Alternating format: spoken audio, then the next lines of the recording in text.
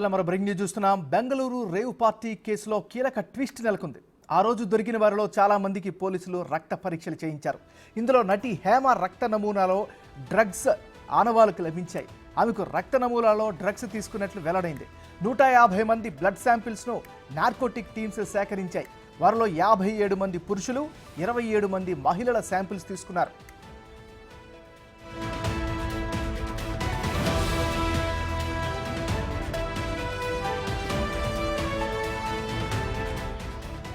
అసలు తాను బెంగళూరు రేవ్ పార్టీలో లేనంటూ హేమ చెబుతూనే ఉంది. తాను హైదరాబాద్లోని ఓ ఫామ్ హౌస్లో చిల్ అవుతున్నానని, కావాలని తనపై దుష్ప్రచారం చేస్తున్నారంటూ ఆరోపణలు చేసింది.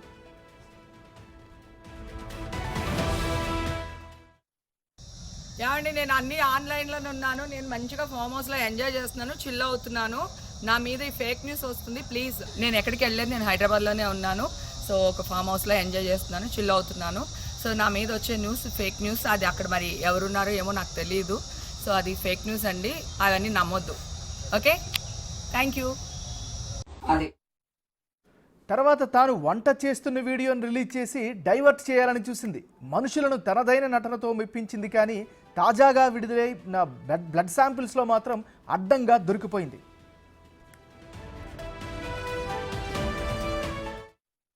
ఒక్కొక్కటి పెట్టడం కష్టంగా ఉంది, అందుకని ఇందాక కట్ చేశాను.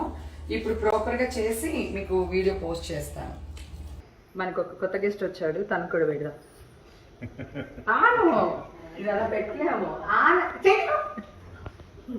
అలాగే తినాలి.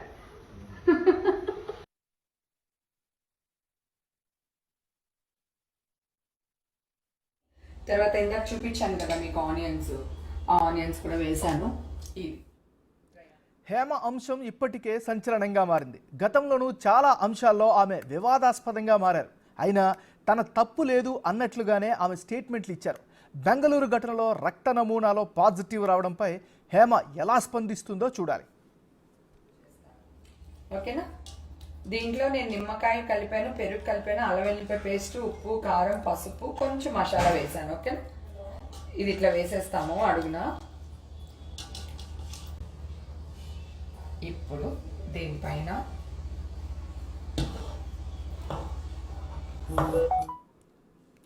బుల్టన్లో మనం బ్రేకింగ్ న్యూస్ చూస్తున్నాం. బెంగళూరు రేవ్ పార్టీ కేసులో కీలక ట్విస్ట్ జరిగింది.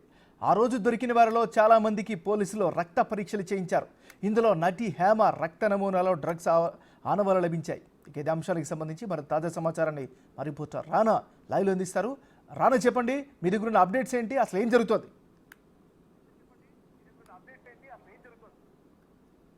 అసలు హేమ ఆ రోజు రేవ్ పార్టీలో పాల్గొంది అనేసి బయట పెట్టినప్పటి నుంచి కూడా ఆమె తన నటనా కౌశల్యము ఆ రోజు 7 గంటలకు ఉదయం పోలీసులకు మాత్రం వాష్రూమ్కి వెళ్ళొస్తానేసి వెళ్ళింది. అక్కడ మాత్రం వేరే వాళ్ళకి ఫోన్ ఇచ్చి వీడియో తీసి, నేను హైదరాబాద్లో ఉన్నాను, చిల్ అవుతున్నాను, నా మీద వస్తున్నటువంటి ఫేక్ వార్తలు నమ్మొద్దండి, ఇలాంటివి దుష్ప్రచారం చేయొద్దండి, నేను ఇక్కడే హ్యాపీగా ఉన్నాను, చిల్ అవుతున్నాను అనేసి కూడా ఆమె ఎంత హ్యాపీగా ఎంత క్యాజువల్గా చెప్పిందంటే నిజంగానే ఆ వీడియో చూసిన తర్వాత అందరూ కూడా నమ్మేశారు. ఇంత క్యాజువల్గా చెప్పింది, మీడియా వాళ్ళందరూ తప్పుడు కథనాలు వేస్తున్నారంటూ కూడా సోషల్ మీడియాలో కామెంట్లు చేశారు. తర్వాత 1 అవర్కి మాత్రం మొత్తం సీన్ అంతా రివర్స్ అయిపోయిందని చెప్పుకోవచ్చు. ఏమన్నారు, ఎప్పుడైతే పోలీసులు ఆమె ఆ పార్టీలో ఉందంటూ కూడా ఫోటో ఒకటి తీసి రిలీజ్ చేశారో తర్వాత హేమకు సంబంధించిన బండారం బయటకు పడింది.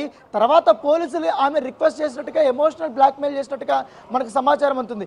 ఎట్టి పరిస్థితుల్లోనూ నా పేరు బయటికి రావద్దండి, లేకపోతే నేను ఇక్కడే చచ్చిపోతానంటూ కూడా ఆమె ఆఫ్ ద రికార్డ్లో పోలీసుల్ని కొంతమంది అనినట్టుగా మనకు సమాచారం ఎమోషనల్ బ్లాక్మెయిల్ చేసినట్టుగా తెలిసింది. ఒక్కసారిగా పోలీసులు కూడా వాళ్ళు నిర్ఘాంతపోయారు. ఏంటి, చాలా కేసులు చూసాం మేము, ఏమేంటి మమ్మల్ని బెదిరిస్తుంది, చచ్చిపోతానమనేసి కూడా మాకెందుకులే అన్న టైప్లో కూడా వాళ్ళు చాలామంది ఆమెతో మాట్లాడడం బంద్ చేశారంట ఆ రోజు. తర్వాత ఎప్పుడైతే విచారణ అధికారి వచ్చిన తర్వాత మీకు సంబంధించినటువంటి ఏం చెప్పాలనుకున్నా కూడా మీరు కంపల్సరీ మా దగ్గర చెప్పాల్సింది, మీ వర్షన్ మేము తీసుకుంటాం, మేము కూడా క్వశ్చన్ చేస్తాం, కంపల్సరీ మీరు బ్లడ్ టెస్ట్కి శాంపుల్ ఇవ్వాల్సిందే అంటూ కూడా పోలీసులు చెప్పడంతో ఆమె ఆల్రెడీ మిగతా సంబంధించిన యువతులందరూ కూడా ఇచ్చారు, మీరెందుకు శాంపుల్స్ ఇవ్వడానికి నిరాకరిస్తున్నారంటూ కూడా పోలీసులు అడిగినప్పుడు ఆమె ఇంకా తప్పదన్నట్టుగా ఆల్రెడీ అప్పటికే నేషనల్ వైడ్ ఈ యొక్క అంశం పైన రేవ్ పార్టీ అంటూ డ్రగ్స్ పార్టీ అంటూ కూడా పెద్ద ఎత్తున కూడా సంచలనం మారిన నేపథ్యంలో తప్పనిసరి పరిస్థితుల్లో ఆమె కూడా బ్లడ్ శాంపిల్స్ ఇచ్చిన నేపథ్యం ఇవ్వబడింది. తర్వాత ఆమె పార్టీలో ఎన్ని గంటలు ఉంది, ఎప్పుడు వచ్చారు, ఎవరు ఇన్వైట్ చేశారు, మీతో పాటు ఇంకా ఎంతమందినైనా తీసుకొచ్చారని దానిపై కూపీ లాగినప్పుడు ఆమె ఇలాంటి ఎమోషనల్గా మాట్లాడినట్టుగా మనకు సమాచారం, ఈ ఎమోషనల్ బ్లాక్మెయిల్ చేసినట్టుగా మనకు సమాచారం ఉంది. అయితే పోలీసులు చాలా గట్టిగా తెలిసినట్టు తెలిసింది, ఇప్పటికే ఈ కేసును మీరు తప్పుదేవ పెట్టించే విధంగా కూడా మీరు బిహేవ్ చేశారు, మీరు ఒక వీడియో రిలీజ్ చేసి అసలు ఈ పార్టీలో నేను లేనంటూ కూడా మీరు వ్యవహరించారు, ఇప్పుడు మీరు ఈ పార్టీలో ఉన్నారు, మీరు పాల్గొన్నారు, మీరు అలా ఎలా చెప్తారు, ఎలా తప్పుదేవ పట్టిస్తారంటూ కూడా వారిపైన ఆగ్రహం వ్యక్తం చేసిన తర్వాత ఆమె ఒప్పుకున్న నేపథ్యం కాబట్టి తర్వాత పోలీసులు అందరి రక్త నమూనాలు స్వీకరించిన తర్వాత ఆమెను నైట్ వదిలేసిన తర్వాత మళ్ళీ ఆమెకు నోటీసు కూడా ఇచ్చారు, మళ్ళీ ఖచ్చితంగా మీరు విచారణకి ఎప్పుడు పిలిచినా మీరు రావాల్సిందంటూ కూడా ఒక కండిషన్ పెట్టి పంపించారు. పైగా మీరు హైదరాబాద్ దాటి వెళ్ళొద్దండి, మాకు పోలీసులకి అందుబాటులో ఉండాలంటూ కూడా వారు చెప్పారు. ఆమె ఫోన్ కూడా అప్పుడు తీసుకున్నటువంటి నేపథ్యం కనబడుతుంది. అయితే ఆమె వచ్చేసిన తర్వాత చక్కగా మళ్ళీ గతంలో బిర్యానీ చేసినటువంటి వీడియోని ఒకటి మళ్ళీ సోషల్ మీడియా వేదిక కూడా ఆమె పెట్టింది. అసలు ఏమీ జరగనట్టుగా నేను ఎక్కడికి పోలేదు అన్నట్టుగా మరొకసారి కలరింగ్ ఇచ్చినటువంటి నేపథ్యం కనబడుతుంది. అయితే ఎప్పుడైతే దొరికినప్పుడు ఆ ఫామ్ హౌస్లో అందరూ రక్త నమూనాలు ఇచ్చారో దానికి సంబంధించిన రిపోర్టు ఇప్పుడు వచ్చింది. ఆ రిపోర్ట్లో 150 మందిని టెస్ట్ చేశారు, దాంట్లో హేమ కూడా ఇప్పుడు పాజిటివ్ వచ్చింది. ఆ 27 మంది మహిళల్లో హేమ కూడా ఉంది. ఇప్పుడు మొత్తం నేషనల్ మీడియా వరకు కూడా సెన్సేషన్ అయిపోయిన నేపథ్యం కనపడుతుంది. గతంలో ఒక మాట నేను గుర్తు చేస్తాను, ఏమన్నారు, ఇదే హేమ ఈ మా ఎలక్షన్స్లో అప్పుడు ఆమె బిహేవియర్ చూసాము, గతంలో మా ఎలక్షన్స్లో తర్వాత మంచు విష్ణు ఆధ్వర్యంలో ఈ డ్రగ్స్ సంబంధించినటువంటి అవగాహన కార్యక్రమాలు చేయాలనే ఉద్దేశం నిర్ణయించుకున్నప్పుడు ఆమె కూడా అప్పుడు పాల్గొండింది, ఆమె కూడా స్పీచ్ ఇచ్చింది. అప్పుడు అసలు ముఖ్యంగా ఈ టాలీవుడ్ పరిశ్రమకు చెందినటువంటి డ్రగ్స్ కేసులు ఎవరైతే పేర్లు వచ్చాయో వాళ్ళ పేర్లు వచ్చినప్పుడు కూడా ఈమె వ్యంగ్యంగా మాట్లాడించేది, ఎందుకంటే మా ఇండస్ట్రీకి ఎట్లాంటి అలవాటు లేవు, మేము ఎవరు అట్లా తీసుకోం, కావాలని మీడియా ఇట్లా చేస్తుంది అనేది చెప్తుంది. ఇప్పుడు అన్ని చెప్పినటువంటి ఇప్పుడు హేమ కూడా ఇప్పుడు రక్త నమూనాల్లో ఈ పాజిటివ్ తేలినటువంటి నేపథ్యం కాబట్టి ఇప్పుడు ఆమె కూడా డ్రగ్స్ తీసుకున్నట్టుగా నిర్ధారణ అయింది.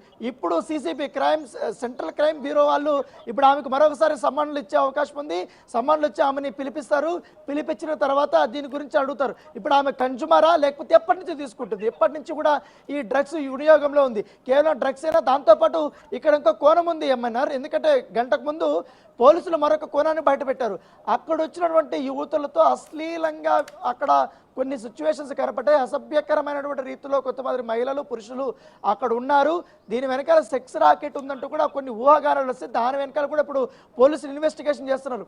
అదే వైజాగ్కి చెందినటువంటి ఎవరైతే క్రికెట్ బుక్కి ఉన్నాడో డ్రగ్స్ సరఫరా చేస్తున్నటువంటి వాసు ఉన్నాడో ఆ రోజు బర్త్డే ఆయనదే అని చెప్పి ఈవెంట్ నిర్వహించారు. ఆయనకు సంబంధించినటువంటి వ్యవహారంలో బయటకు వచ్చింది సెక్స్ అక్కడ పెద్ద ఎత్తున జరిగింది అనేది. ఇప్పుడు దానిపైన కూడా ఇన్వెస్టిగేషన్ జరుగుతుంది. దాంతోపాటు ఇప్పుడు హేమ కూడా ఆ పార్టీలో జరిగింది, అసలు ఆ రోజు ఏం జరిగింది, హేమ అక్కడ పాత్ర ఏంటి, ఎవరు ఇన్వైట్ చేశారన్న దాని కూడా అప్పుడు పూర్తిస్థాయిలో కూపిలాగుతున్నారు. ఆయన నిజమైన బర్త్డేనా రానా రియల్ లైఫ్లోనే కాదు రియల్ లైఫ్లోనే కూడా ఈ సంఘటనలో ఆమె బాగా నటించిందని భావించవచ్చా? మరి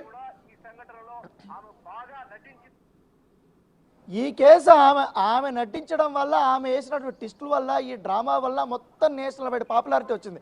లేకపోతే ఆమె సైలెంట్గా వచ్చేస్తున్నా కూడా ఇంత కేసుని ఎవరు పెద్దగా పట్టించుకునేవారు కాదు.